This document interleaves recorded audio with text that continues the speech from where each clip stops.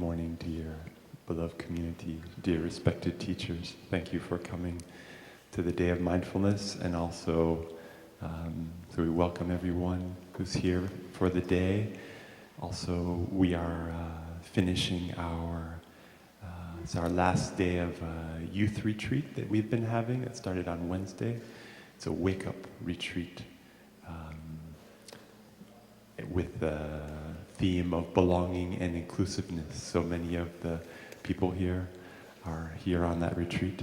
So this will be the end of our, I think the last talk for the program we end today.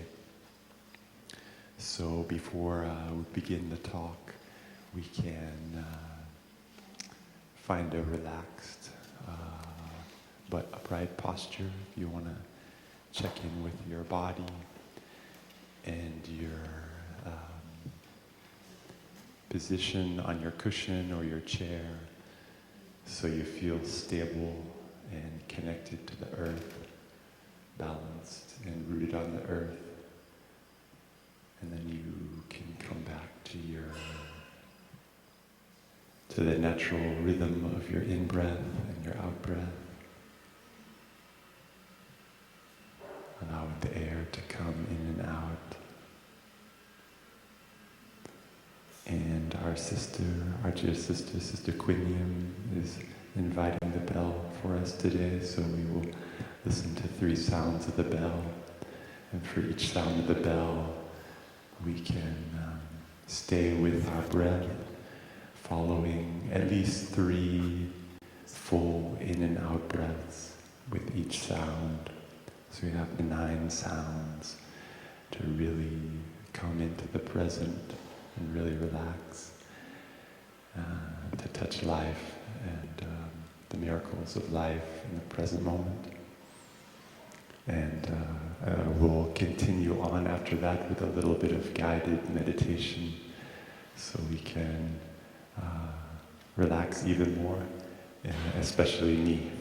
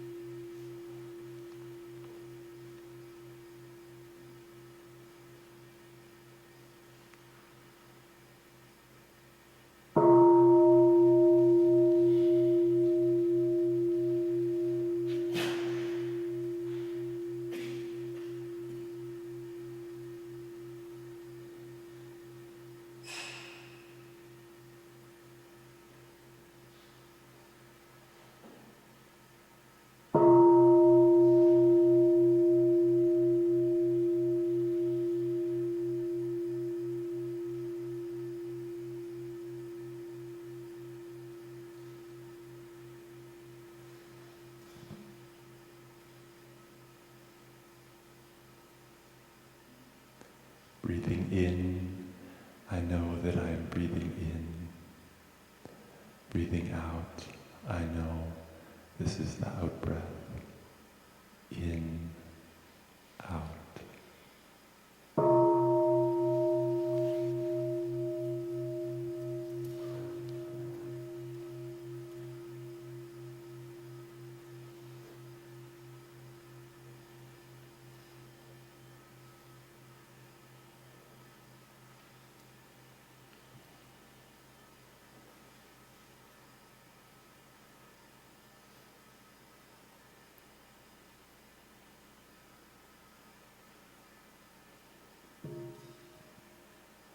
Breathing in, following the in-breath all the way through. Breathing out, keeping my attention on the out-breath all the way through. In, following, out, following.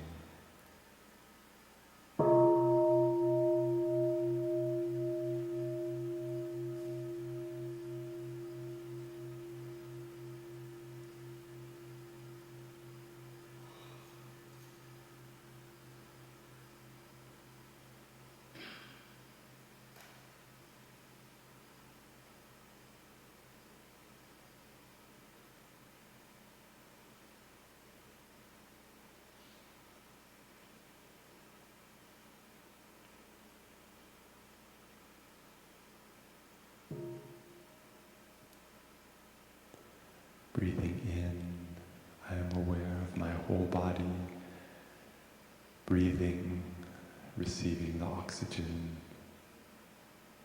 breathing out. I release and relax all the tension in my body, smiling to my body. In body, out, smiling.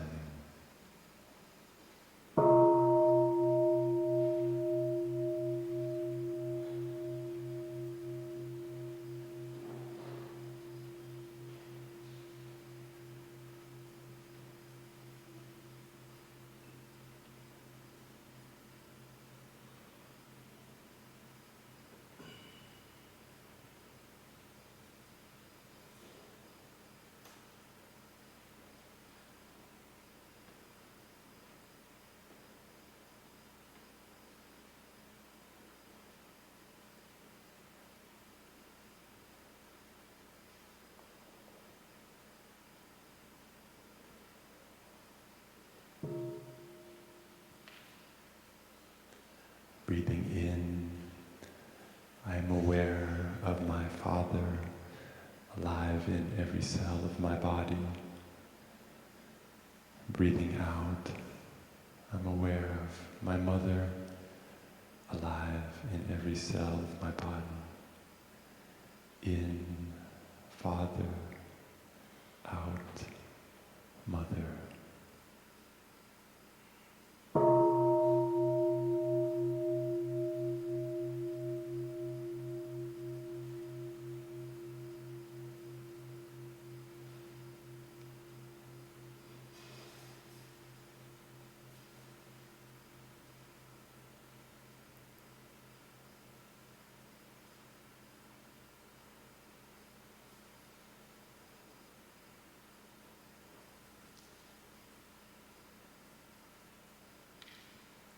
Sending peaceful energy with each breath. Dear Father, breathing for you. Dear Mother, breathing for you. Generating the energy of peace with you.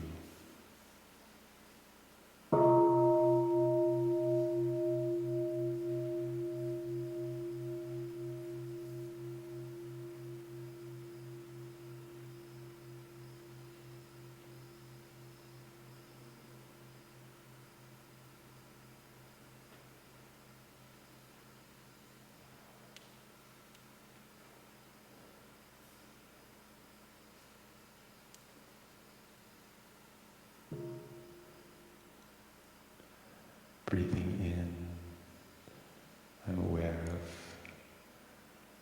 all the wonders of life, all the miracles, all the possibilities alive in this moment. Breathing out, I'm smiling to those wonders of life, embracing life. Letting life flow through me, the in-breath and the out-breath. In, present moment. Out, wonderful moment.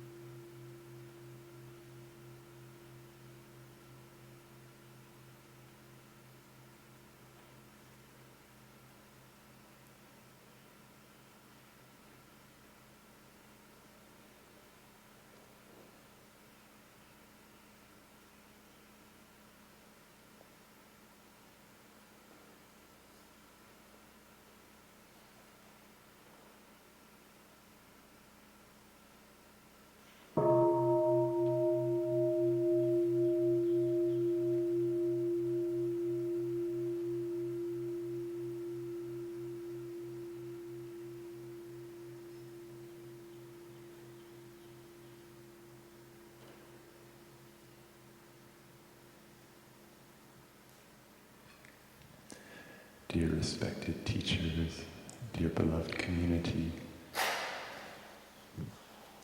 I can see many wonders of life out there in the audience.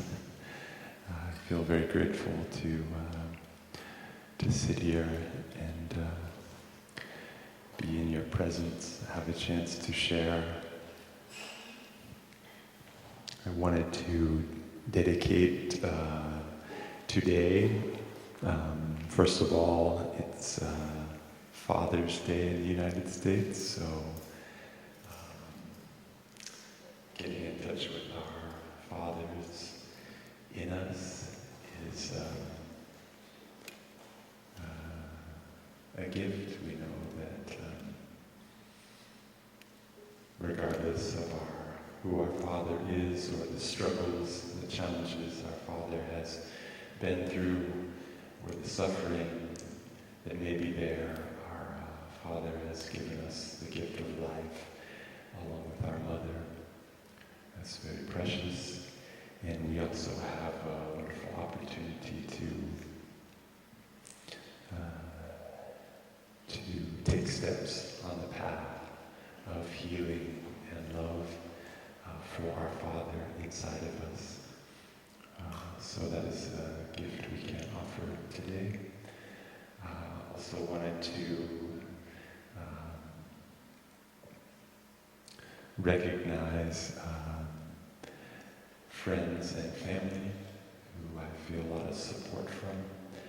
I have my first Sangha that I practice with is in California. I have many friends there, people that you don't know, but I will say their name. They videotape it, so hopefully they get to watch it. It's the Hunt family, and Tad and Marisha, and the Monsons, and some other folks who I don't remember, but anyway, we had a lovely Sangha together. I'm a little nervous, but and so that planted a seed of wanting to learn more about love in me. So that community that was, I think we did call ourselves the Sangha, but it was not particularly focused on Buddhism. Some of us had Christian practice, and some of us who came into that group didn't have a particular religious background or connection that we were working with. I would like to also call into the room some of our spiritual ancestors and teachers, and specifically Dr. Martin Luther King Jr., Dr. King, who has been a inspiration also for me on the path of practice. And one reason that I'm wearing this robe, that his teaching moved me very deeply, his courage in the face of injustice and great difficulty to walk a path of nonviolence and love and inclusiveness. Of course, I would like to also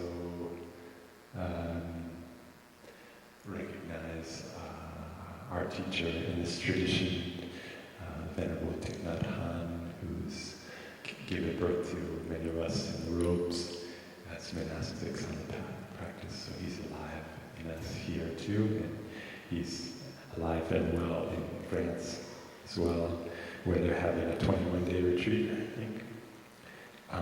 I'd like to also invite the people of this place, that means who lived on this land for many hundreds of generations.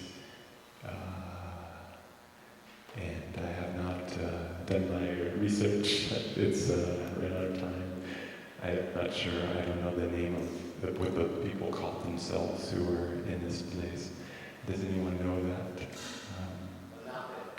Sorry? Lenape. Thank you. It's helpful so we can also think of them as our spiritual ancestors, our land ancestors, sometimes we say, as well as the elements that make up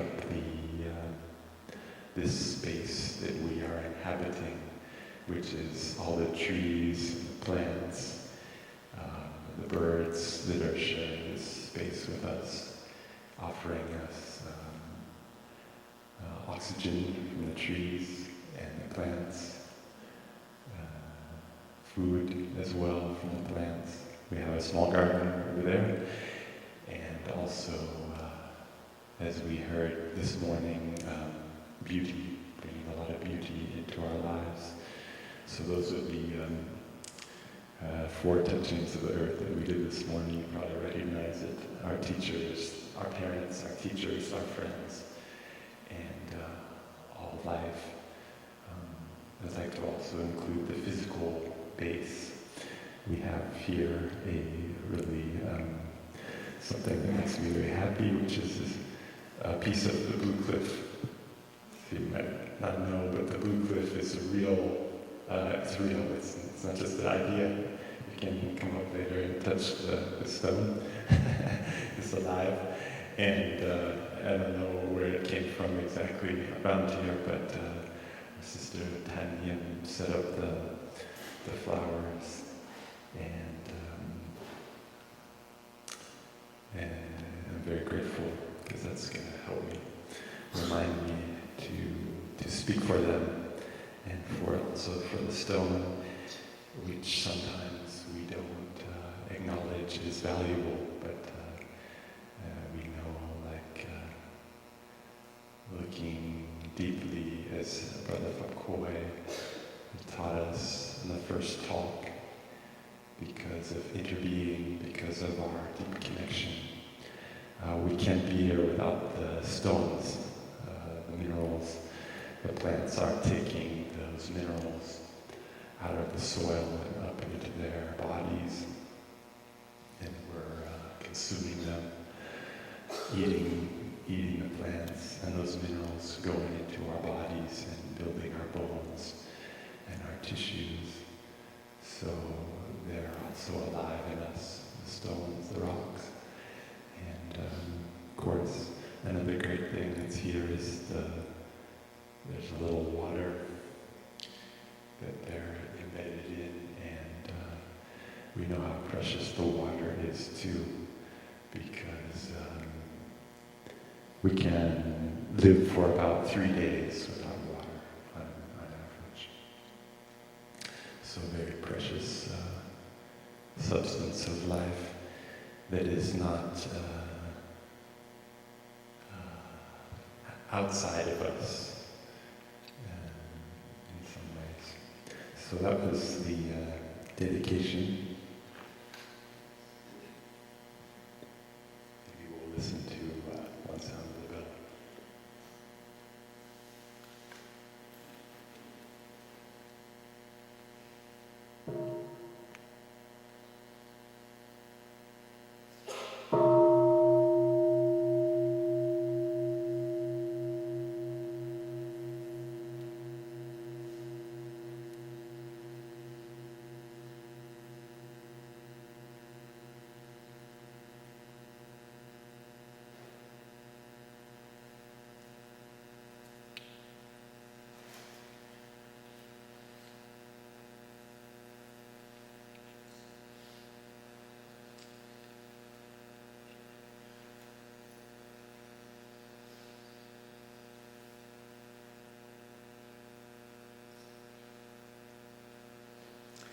Okay, I'd like to write something on the board.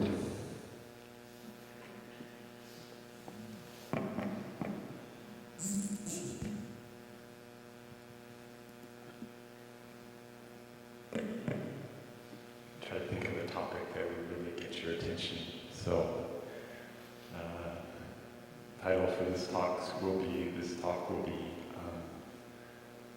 your favorite topic, sex. Yeah, okay, I got you there. I wasn't expecting that. Drugs. Good. You know the last one? Okay, right.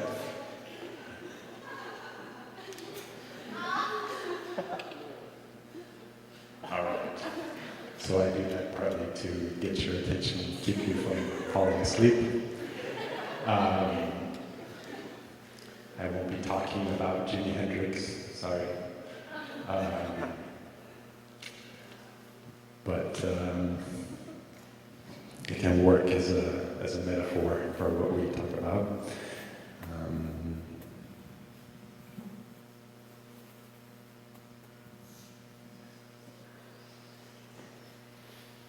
So the first one is, actually before I came up with this title, it was going to be Sex, Love, and Revolution.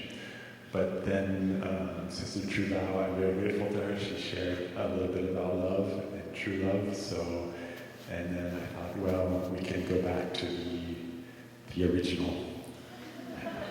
It will catch interest. So, but love is certainly an important element. I think the first one I put on there because I know that's a concern for many young people. We have the third mindfulness training that you heard today, which is about true love and the healthy sexuality. So I think in many ways, my question for you is, what does that mean for you? What does it mean to be healthy in that area? And how do you want to live your life in that area? There are many ideas. You can find many different views and different voices regarding our sexuality and what to do with it, how to handle it, or not handle it, as the case may be. So I think many of us are aware that it's a powerful force. We can be very quickly attracted to someone simply by their appearance, right? Or a number of the way they speak, for example. So I think in our society today, it's also pretty clear, I think you might agree with me, that there may be some unhealthy habits with sexuality, with our sexual energy, and I guess you're probably aware of that. So what do we do about that?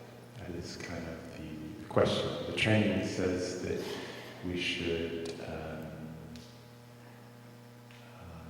protect ourselves and protect other people. But how concretely, what steps can we take to do that? So Sister Truvau, she also spoke a little bit about the desiring mind in the second talk, and also in the second talk. So we have sexual desire. Another word that's sometimes used is craving, right? That we feel quite pulled towards something. I don't know if you can, in your mind's eye, you can reflect, you can feel, you can just maybe close your eyes for a second, and we'll listen to a sound of the bell, and you can reflect on that energy, that what it feels like to be pulled towards something. Sexual pull, what that feels like inside your body. Just hold that with our mindfulness for a little bit. We'll listen to the sound of the bell.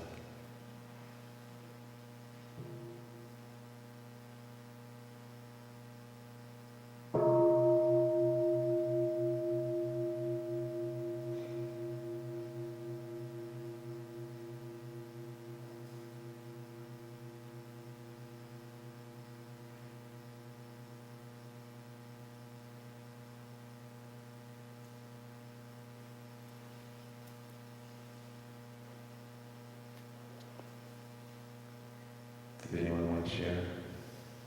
It's quite intimate. I mean, that's you have to be quite brave. But if you want to, you can put up your hand.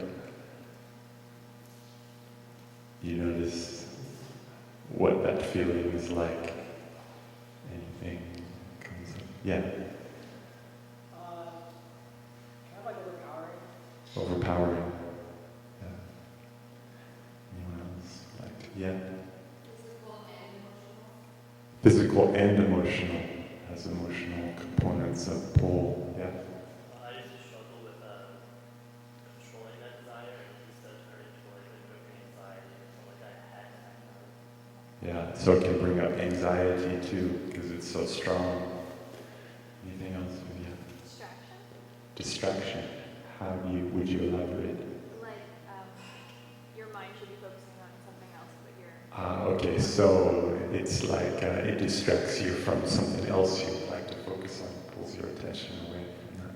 The need to get it out. The need to get it out. You feel like almost like you're being pulled somehow, or there's a kind of tension there, right? Yeah. It becomes your first practice.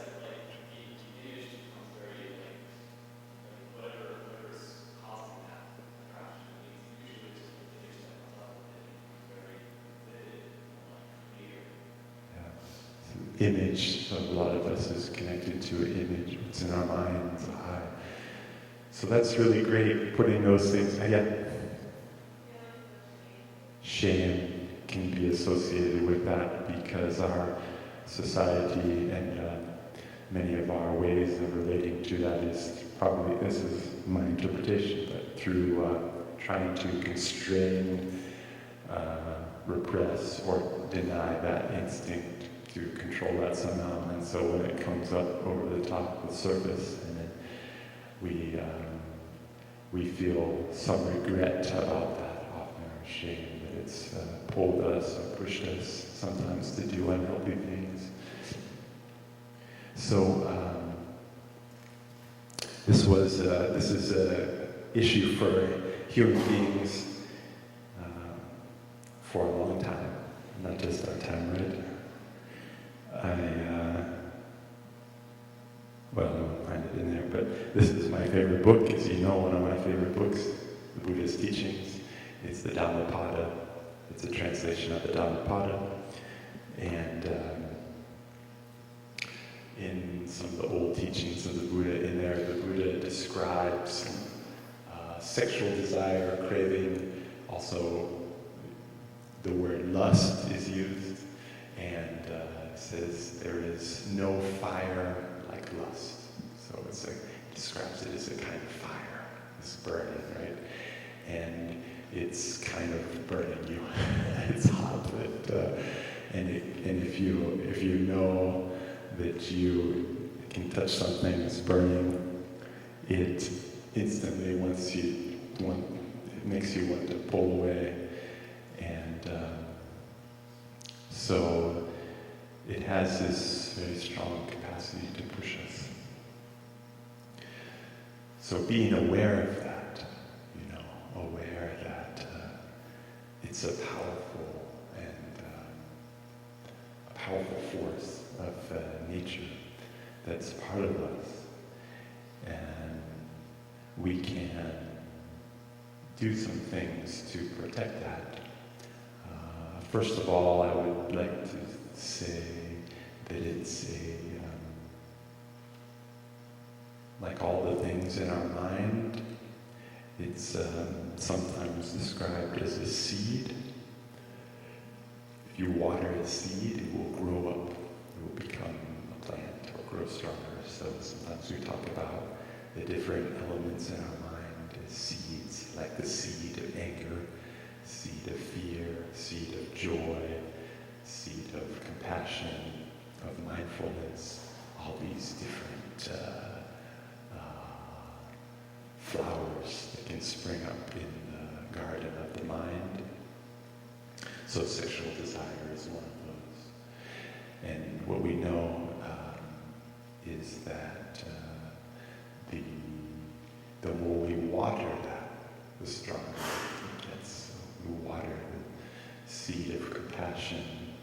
We become more compassionate by being in touch with other people's suffering. So one thing we can do to protect ourselves, it goes into the 5th training, is by what we consume, right? So I want to say that one way we can protect ourselves is by consuming media and food and living in a way that we don't touch that. We don't have to water that fire. We don't, actually, probably a better metaphor was we don't have to put wood on that fire, right? If we keep going onto the internet to whatever our site is, or we keep watching films that are watering that seed of attachment and romantic love, if we keep reading love stories or listening to the kind of music that leads us into that space, then we continue to put fuel onto that fire. And so we know that that fire is also part of the fire that drives life. So the goal is not to put it out, because we would be extinguishing the energy of life in us. But the practice would be to have a nice, slowly burning fire that we can cook, boil a pot of water on. We can use that energy to motivate our daily life, our practice of compassion. So there's a way to take the life energy in us and channel that into the direction we want to go. So we can use it to cultivate our desire, for example, to protect, to love. But we do have to be careful in the way we consume. Do you think, does anyone else have are there any other strategies or insights that people have out there in terms of protecting and taking care? Well, I wanted to say, a person not surprised that sometimes sex can lead to creation of a new life, and that can be a crisis depending upon Right. Yeah. So it's very powerful force, leads to new life, yeah. I would like to invite all of us not only to consider for putting wood on our fire, but how we are interacting with other human beings, especially when Brother mentioned images. Images generate when we're discussing our human beings. And I hope all of us look deeply at what energy we are giving to those human beings and all the human beings around us who reflect those human beings. Thank you. So I just tried to paraphrase because I wanted to make sure. But the way we look at each other, because we are images in each other's minds, is that right? No, we were discussing like consuming of images. Right. So like websites, movies, etc. I don't know, I mean, and you said romantic songs, but to me, I'm guessing what springs into a lot of people's minds isn't necessarily what we would define as romantic. Right. And that we all take deep reflection on those images, and not just about our own, controlling our own fire, but who are the human beings in those images, and what are we cultivating with types of images, regardless of ourselves, but about all of humanity, all the brothers and sisters who are connected to those images. Thank you. So I believe, I'm not sure I understand, but I try looking into the humanity beneath the image, because yeah, the way we portray each other, so we can look deeply to see, like, this is a practice that I use sometimes, is underneath the surface layer of a person, there is their hopes, their dreams, their fears, the suffering that they carry, their flesh and bones inside. And so the whole, trying to see more deeply into to human beings, the people we are with, and to be aware of when we are, projecting a certain energy onto people. So that also takes some practice.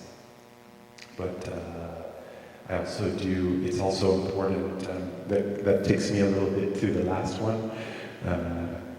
Rock and roll is just an acronym for revolution in my mind, which means to the sense of revolution for me is the sense of going against what is the trend, the status quo, or the expected way.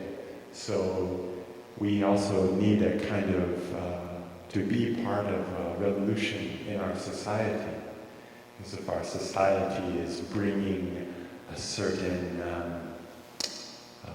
view of, for example, how a woman should look into your consciousness, that is something that you have to actively transform in your mind. That is a kind of revolution. It is a resistance against that tide of views or information. So we can only be effective, right, in that revolution of the mind when we have a community of people to support us, so we have like mind. And I want to say that partly because today many of you lined up here, and I don't know if you were aware that you were joining a revolution. But I think it's very clear. Speaking of Dr. King, I was reading, to try to prepare for this talk, I was reading a sermon that he gave called, he used the word nonconformity, and he used, he's a Christian minister, he was a Baptist minister, he's trained in the movement started by a Palestinian revolutionary a couple thousand years ago, named Jesus, and who was also a person of color in many ways, and also an oppressed member of his society. And his community was very radical and stood up to the conformity of the day, the religious authority of the day, and the oppression of the day, and in the spirit of nonviolence and love in action, togetherness. And they were Jewish, it was a Jewish group, but from there, because it had a message of inclusivity and love at its roots, it spread to many neighboring cultures and groups. And one of the disciples was Paul. He wrote a letter to one of the churches in Rome. The church started in Rome, so this spread out to the Roman world, this message of revolutionary love. For example, loving those who are violent towards you, loving your enemies. And he had this to say in a letter that he wrote to the church, the community, the Sangha in Rome.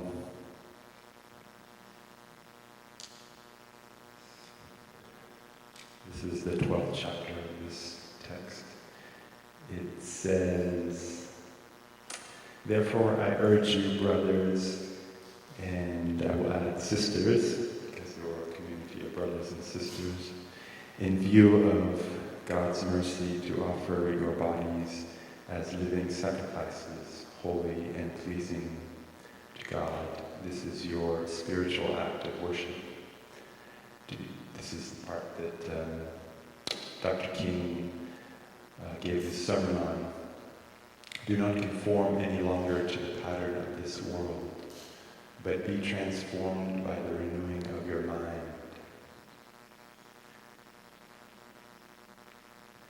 And then you will be able to test and approve what God's will is, the pleasing, good, and perfect will.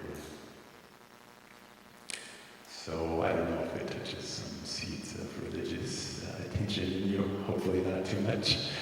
You're hearing the word like God, and it also has a little bit of male energy in it, his and brothers. So, but I think the message underneath that, in that text, has to do with what we were just speaking about, which is having the will to go upstream against the current as a community.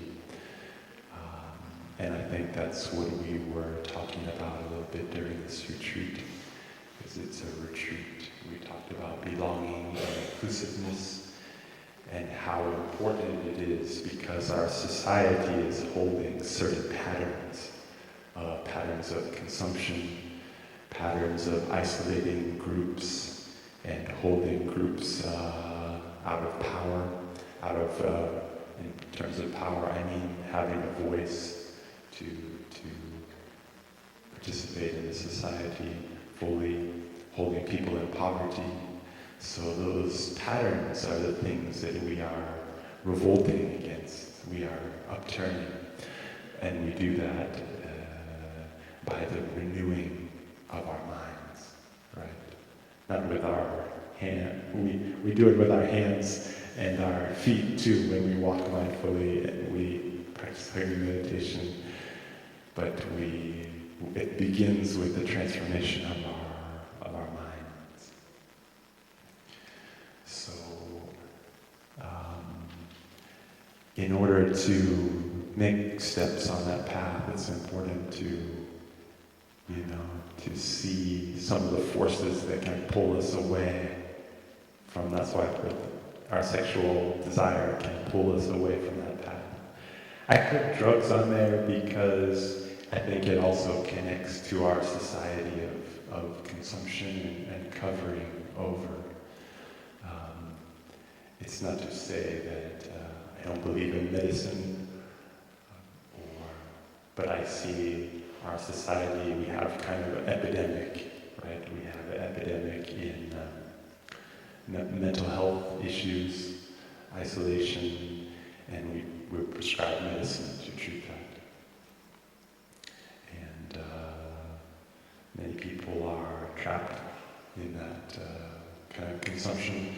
Many people are trapped as there's so much pain that there's also a cycle of consuming drugs it's the only way that pain, they can find a way to find any relief from that pain. And of course, at the root, just like sexuality, there's a kind of sexuality that we need, right? If we want to continue as human beings, we need it. It's like, it's life, right? We're not here without. The same is true for the drugs. At the root of all of them, most of those drugs are plants. And we need the plants, they are healers. So it's not to say, it's just we have to look into how we consume and the patterns that are pulling us along, so we can transform a society that is caught in consumption of drugs to cover up our suffering. Well, I covered one of the 5 or 6 points that I had, so I think I over-prepared.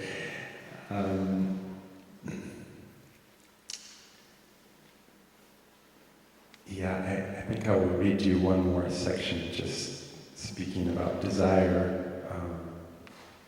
This is from the book Transformation and Healing. It's the Sutra on the 4 Establishments of Mindfulness, which I found very valuable. It's a core of our practice, taking care of the body, the feelings, the mind, and the formations in the mind, the mental activity. In this commentary, Thai, our teacher Thich Nhat Hanh is speaking about desire and how desire and happiness are different things. So the Buddha often said that many people confuse desire with happiness. So in the Majjhima Nikaya 75, it's a sutra, also called the Magandiya Sutra, a man is forced to live in the forest because he has leprosy, suffering from severe itching and stinging. He digs a hole, fills it with dry branches, and starts a fire. When it becomes red-hot charcoal, he stretches his arms and legs out over the fire to get some relief from the pain of the leprosy, or to get some feeling into his body, to relieve his suffering. On the days he could not make the fire, his itching was unbearable. Miraculously, later on, he was cured from the leprosy. And one day, after that, he went into the forest. He saw some other lepers dragging their bodies over a charcoal fire to get some relief. And in his heart, there was a deep pity, compassion that came up for those people. He could see how hot that charcoal was, and he could not go near it. If someone dragged him into that pit of charcoal, his suffering would have been great. So he can see what was in the past, what in the former times had brought him relief, was now a source of agony. The Buddha said, desire is also just a hole of burning charcoal in a forest. Only those who are sick look on desire as happiness. So, before he became a monk, the Buddha had tasted a life of trying to satisfy the 5 desires. So his words came from experience. True happiness, he said, is a life with few desires, few possessions, and a time to enjoy the many wonders in us and around us. So it's not to say that we can't enjoy life, right? Desire and enjoying are different. Desire is the force that is pulling us. We're caught. It's like pulling us through this painful space. And so that freedom from desire is a capacity to enjoy what we have already. Anyway, some of my views. I don't know when we're supposed to end. I think it's now. Is that right? Or do we have till? You can go 35 minutes. We have a closing circle at 11:30. 11:40. Oh, okay, great. Thank you. So, you know, if it were a TED Talk, it's only 18 minutes. I'm sorry. But, you know. We did see TED Talks last week. Why don't we listen to a sound of the bell so we can come back to a mindful position of the body, come back to our breath and our breathing, our contact with life.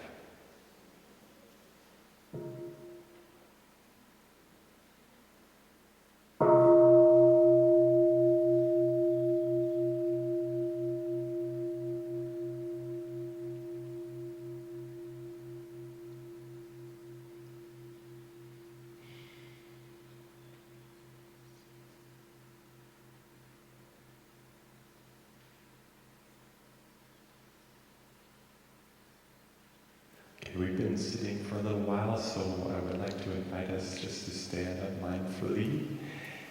And she's going to invite you to stand up and do a big stretch to the sky. Touch the sky. And breathing out, you can do a full, careful with your back, bend your knees a little bit. As my yoga teacher says, never lock your joints. Just relax your head down to the ground, arms down, hanging down, and then breathing in, coming up slowly. Up, touch the sky. Okay, have a seat.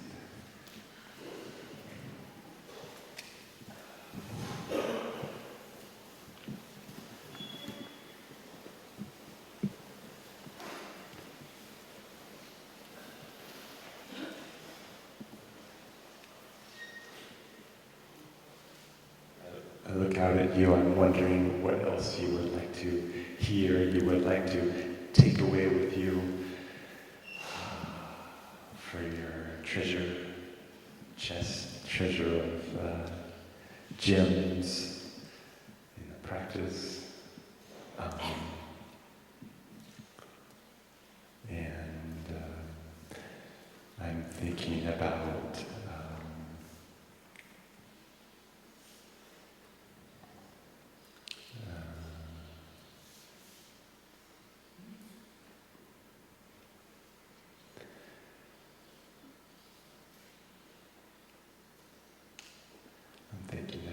freedom. That is part of that last one, right? We know that at least the American, part of the American dream is a dream of freedom, right? Life, liberty, and the pursuit of happiness. Of course, the last one we have to look a little bit critically at.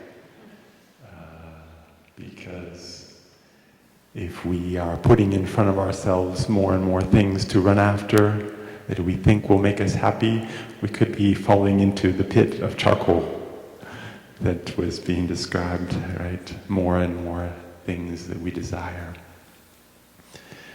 But yet, some healthy desire is essential for us. We need some courage, some determination. Of course, life is very precious. We know that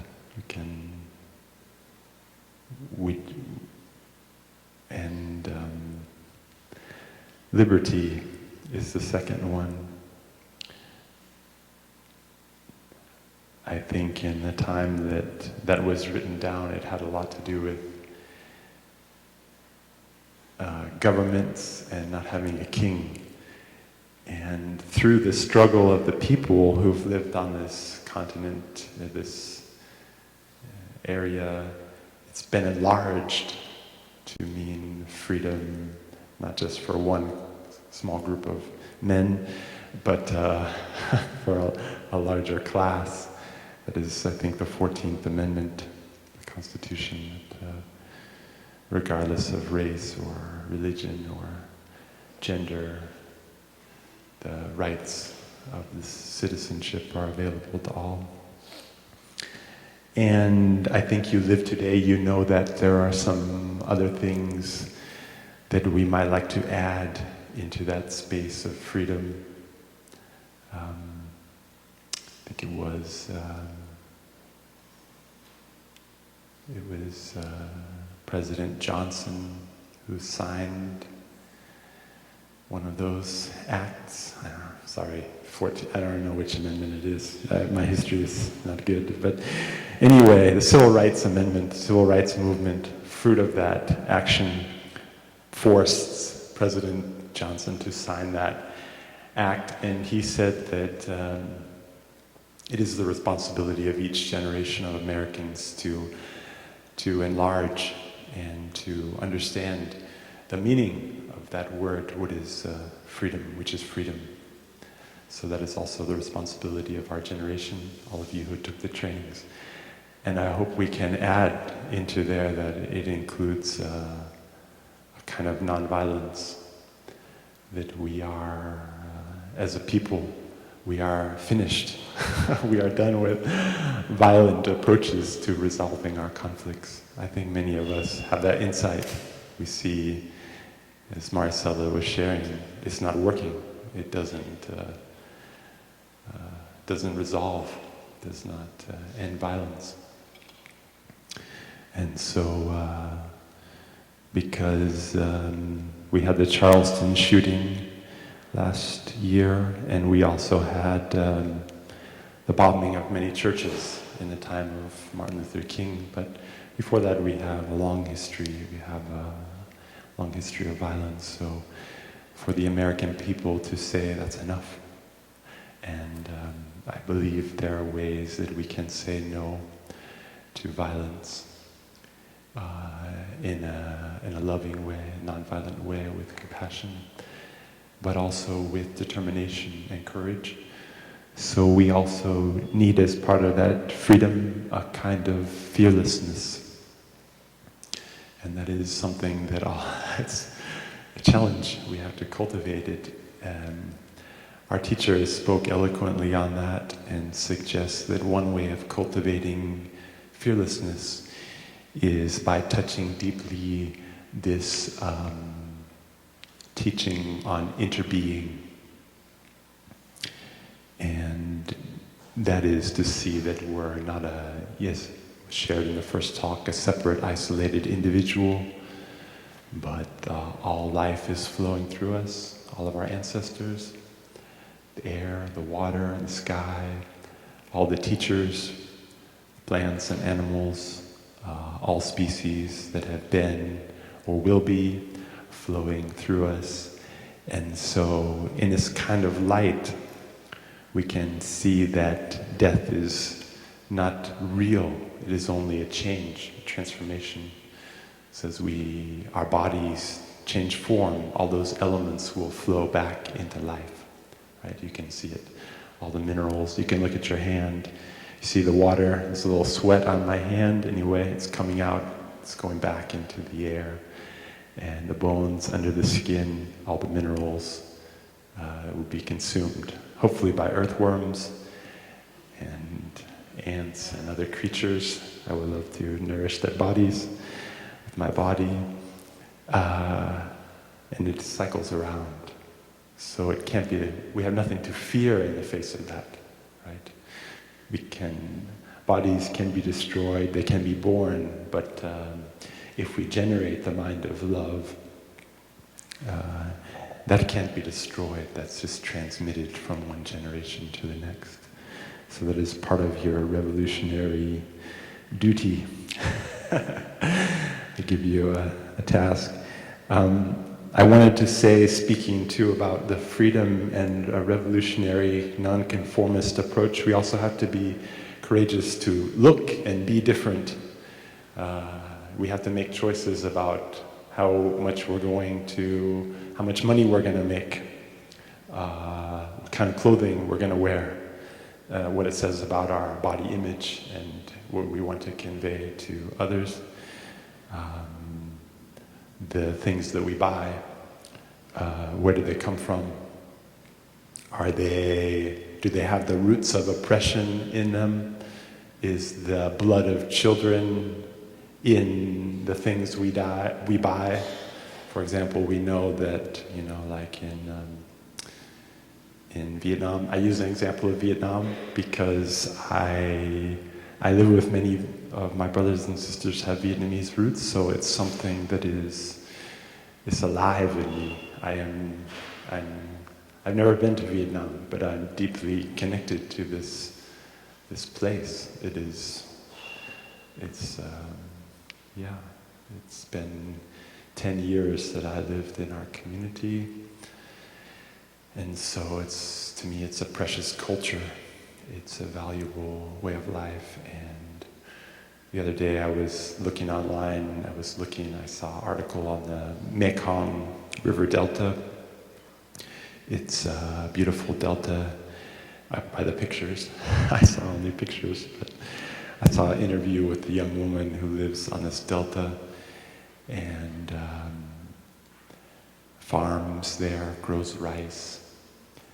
And her story was one of struggle because the sea level is rising. And it's risen to 20 centimeters in the last 50 years, I think. Something like that. It's projected to rise another 50 centimeters in the near future. We don't know exactly how or when, how that will move, but those 50 centimeters may cost her a livelihood, and it may mean the end of her stability in that place. It may mean starvation for her children, because when the water becomes too salty, the sea level rises, the salt water comes into the delta, prevents the crops from being able to grow. And also the sea level rise will impact Saigon, Ho Chi Minh City, which is a huge metropolis. I don't know the population, millions of people, but they're all threatened because it's right on the water. And the storms that come, they could devastate the whole city easily. A powerful storm. So these people are living in a fragile space. It's very delicate. And it's being driven by our desire, right? Our greed, our way of lifestyle is consuming. And it's taking from the earth this precious blood of our ancestors, the plants and the animals that died many millions of years ago and crystallized down into fossil fuel.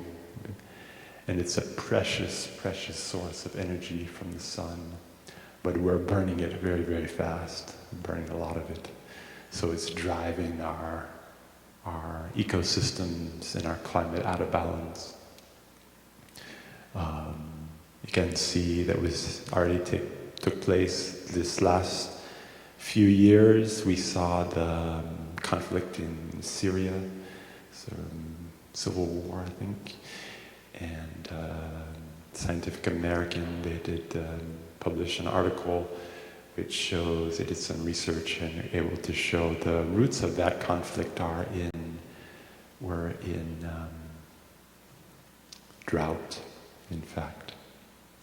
And that drought pushed people to compete for land and food, and it exaggerated the divisions that were already there, and drove this cycle of violence forward.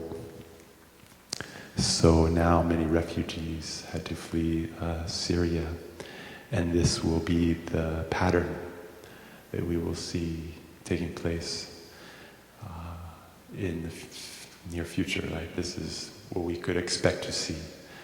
Looking at a world, we have to look with clear eyes at the world. It's very important. We don't want to be caught in despair, but we have to be honest, so we can see the suffering. And it's important because, taking it back to the first one, our sexuality has to do with also our choices. And we have to ask ourselves, do we want to, is it our aspiration to bring children up out of the earth into this space, into the world that we live in, that is one of our trainings. It's one of the 14 mindfulness trainings. Do we want to bring children forth, and we should reflect on the society and then in the environment that we're bringing them up into. There's no answer. I'm not giving you the answer for that. That is your homework, your meditation, but it is to look and to see, to contemplate the world we live in, and to ask questions about justice. One of the lines in our Pledge of Allegiance in the United States is justice for all. So is our justice, does it include all people?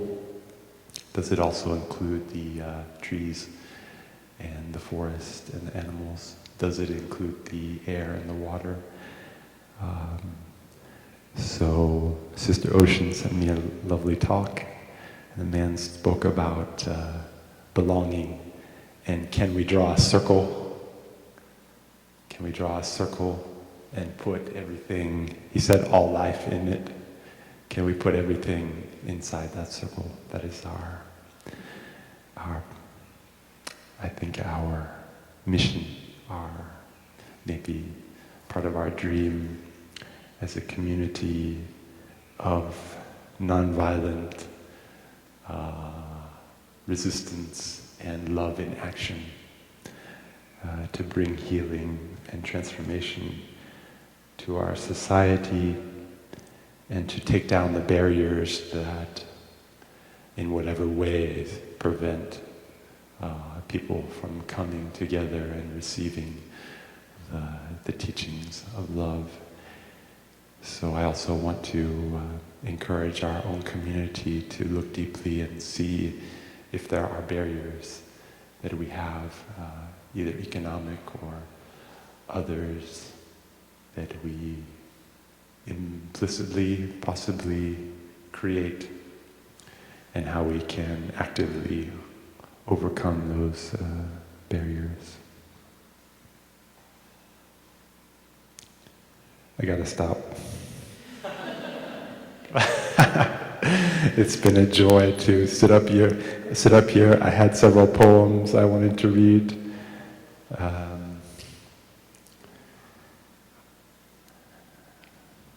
I wanted to, at least I'll just acknowledge my grandfather. It's my mom's father. My mom's in the back there. Her father was a Methodist minister. He was I think nonconformist. He was from the conservative Midwest. And in the 60s, he was preaching in the 60s, Mom? 50s, 40s, 50s. Anyway, I don't know when he wrote this poem, but he says, it's a Christmas wish. He says, all I want for Christmas is the dawn of peace. All I want for Christmas is for guns to cease. This is what I yearn to see, that all men shall brothers be, that the pride of war shall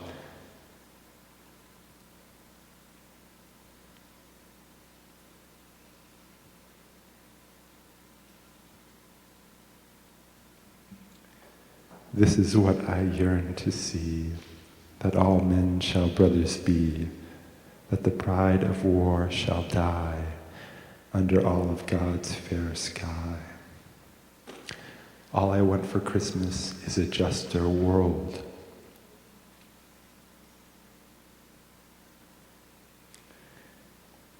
All I want for Christmas is a nobler race.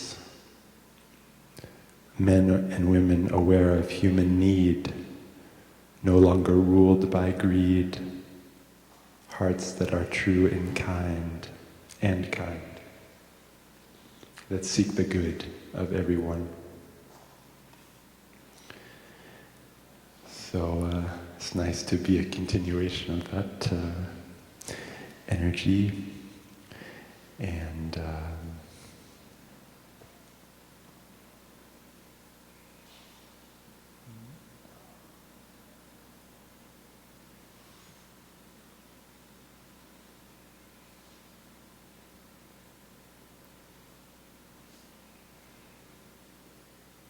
so I'll just leave you with saying that some of the things I mentioned, maybe I just quickly write them down so you can look them up.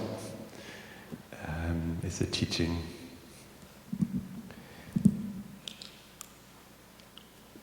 Sorry, it's not very mindful to pull it off with your mouth.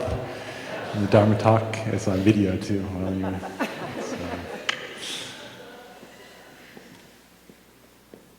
Called the 3 doors of liberation.